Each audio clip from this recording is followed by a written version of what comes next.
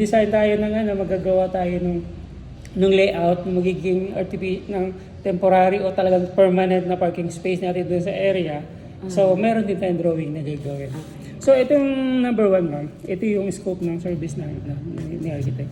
The architect is to render oral, written, and visual advice. Yung visual advice natin ay yung drawing na natin. So, and direction. Attend the conference in case kung halimbawa, kailangan natin na mag-present doon sa munisipyo. So, attend din ako doon tapos ipipresent natin yun doon sa kanila. So, kasi kailangan ako yung mag-explain sa kanila. Evaluate the site for its actual usage kasi ito na actual usage na natin. So, dito na natin i-base yung magiging presentation natin doon sa munisipyo. Yes, ma'am po. Tapos concerning the actual constructed structure, kasi itong natin, kung halimbawa, kasi binatasan nila kayo, di ba?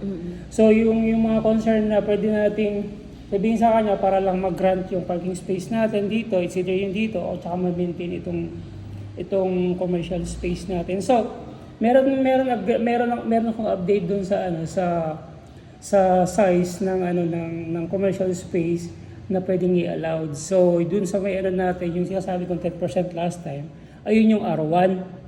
Yung R1, pag sinabing R1, ayun yung mga single-story bungalow house lang siya. So, sa single-story bungalow house, allowed tayo na magkaroon ng 10%. Pero pag sa R2 tayo, nag-upgrade siya, damo na lumalaki yung structure natin, tsaka tumataas yung kanyang type ng classification ng residential, lumalaki din yung space na pwedeng i-allow sa atin. So, 30% ng area. So, kung halimbawa, meron tayo 100 square meter na lot, yung 70% doon, buildable area. Tapos, yung 30% pwede natin i-allot para sa mga commercial naman. So, allowed tayo doon. So, kung halimbawa, itong space na to, nasa less than, tingin ko naman, nasa lang yan, 10 to 15%. So, allowed tayo kasi 30% ang allowed ng batas. So, possible na mag-grant din tayo dyan. Tapos na number 2 naman, provide visual aids. Ayun na nga yun, kung halimbawa, kung gusto niyo mag-present tayo ng may slide or something. Pero tingin ko naman, kahit mag-submit na lang tayo ng printed, tapos pag-aaralan nila. Tapos at the same time, pag nag-submit tayo sa kanila ng printed na document, tapos i-explain natin sa kanila yan. Tapos, drawing presentation for the proposed area intended for additional utilization. Yung proposed area intended for additional utilization, ayun naman yung parking space doon sa may area. Kasi kumbaga ay isusupplement natin yan in case na record nila tayo ng parking space. So ayun yung gagawin natin. Ayan, at saka intended for the future expansion usage of the structure building. So kumbaga, yung proposed na magko-commercial kayo. So pag nag-commercial ka, hindi ka na allowed na magkaroon ng isang parking space. Kasi kung halimbawa, ito namang kinukuha natin is para sa occupancy permit lang, kumbaga kahit i-present natin sa kanila isang parking space kasi nasa residential pa rin naman tayo, allowed tayo nun. Ngayon, kung magkakaroon tayo ng future expansion kasi magbabago, pag kumuha kayo ng business permit, gagawin nyo itong commercial talaga totally, obligado na tayo magkaroon talaga ng additional na parking space sa area. So, andito na yun, ma'am. Ayun na yung pangalawang scope ng service na ibibigay ko sa inyo. Isa visual at saka yung presentation dun sa kanila. The architect is to present to the proper authorities, building official, yung proper authorities, the prepared presentation, ayun yung drawing and saka yung data. Yung data naman, ma'am, ayun yung isasubmit natin sa kanila, attach dun sa drawing, as per sa batas, as per the rules ng building code. Kasi kailangan natin i-attach dun sa may drawing natin para patunay na hindi naman tayo gumagawa ng mga kwento-kwento lang. Kasi madaling sabihin na, ay hindi ako papayag kasi 30% yung allowed dyan sa R2. Yung R2 kasi residential to yan, ma'am. Yung R1 naman ay yung mga single-story bungalow house. Pag nasa R2 na tayo, nag-level up na siya, nag 2-story na siya. Opo, ang level niyan hanggang mga 5 stories siya. From 2-story hanggang 5 stories ang R2 natin. Tapos ngayon, the more na lumalaki nga yung space natin, the more na lumalaki naman yung allowable na allotted nating space para sa commercial space naman. So kung dating 10% sa R1, sa R2 naman, 30% ang pwedeng allowed sa atin. So malaki pa rin yung space. Malaki pa yung space mo kung gusto mo mag-expand pa for another, para dyan sa area niyan, para makomplete mo na yung 30%, so allowed pa rin naman tayo. Pero kung less than 30% lang space natin dyan, so kumbaga wala kayong magiging problema. Tapos, ito.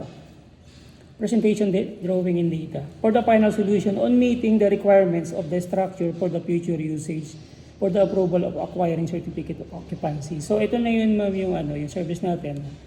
Kasama na rin yung presentation natin doon sa munisipyo.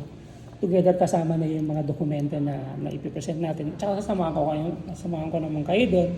Ngayon kung kinakailangan yung sinabi ko ma'am kay Josefa, kung kinakailangan na mag-acquire tayo ng isa pang dokumento na makukuha natin sa barangay, siguro mas maganda, supplemental din na sa proposal natin para dito sa may parking space. Kasi kung halimbawa, makakuha tayo ng dokumento rin sa barangay, nakatunayan na kasi meron tayong loophole, meron tayong butas dito sa area na gagamit kasi tayo ng kalsada. So, kung makakuha tayo ng dokumento na ina-allow tayo ni barangay, kahit pa paano, kung mabutasan tayo doon, meron naman tayong kahit pa paano pang panapas sa kanila na inallowed naman kami ni barangay na gamitin namin.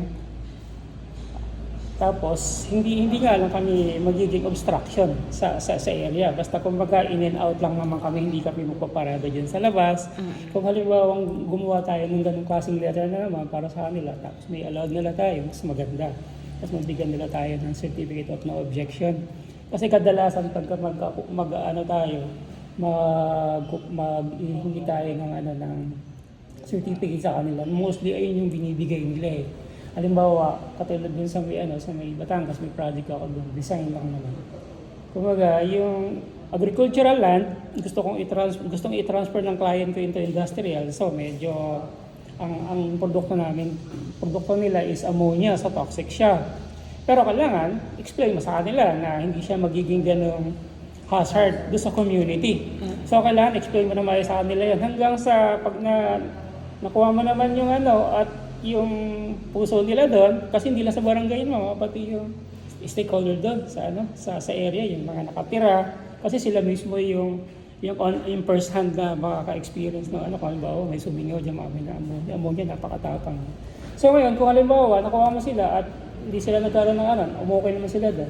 Ang i-release nila sa amin na dokumento yung certificate of no objection. At ayun naman, yung dokumento na yun, ayun naman yung pinresent ko naman sa munisipyo, nakatunayan na inallowed na ako ni barangay. So ibig sabihin, naka-first step na ako. Pagdating naman sa second step, nag-present naman ako sa munisipyo, hanggang sa lahat nagtanong na, buong konseho na yun, mama, hindi lang yung konseho ng barangay, konseho ng pangbayan naman siya. Tapos kasi ang konseho ng pangbayan, ang nag-govern dyan is yung vice mayor, hindi naman talaga totally yung mayor. Yung mayor, last call na lang yan eh. Pag in-approve ni vice mayor, pipirma na si mayor na katunayan na okay na yung project na. Pagkata, pwede na mag-continue yung project. Pero hindi pa makatapos yun doon kasi susunod pa yung panglalawigan naman.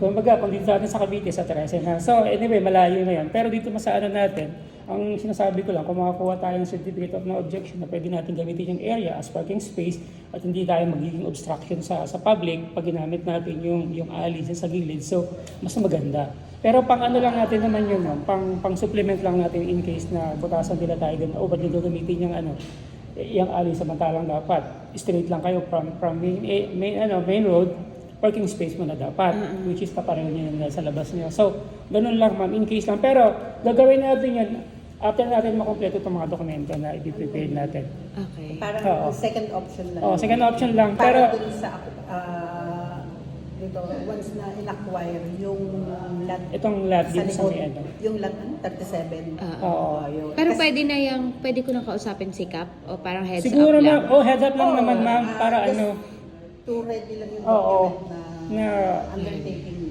undertaking na kasi yung letter na ibibigay natin ay yun para maging promise natin.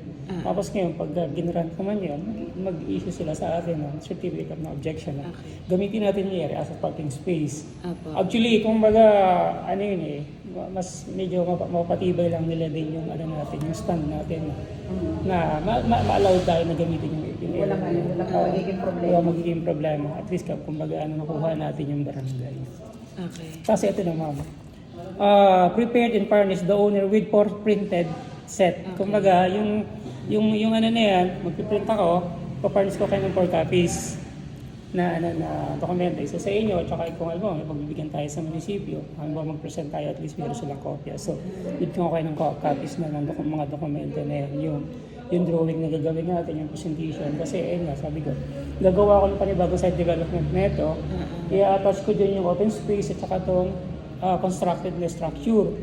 Tapos, halimbawa, ganito po, gawa ko. Kaya nga hiningi ko last time sa inyo, ma'am, sabi ko ngayon kay Josepa yung technical description ng lot.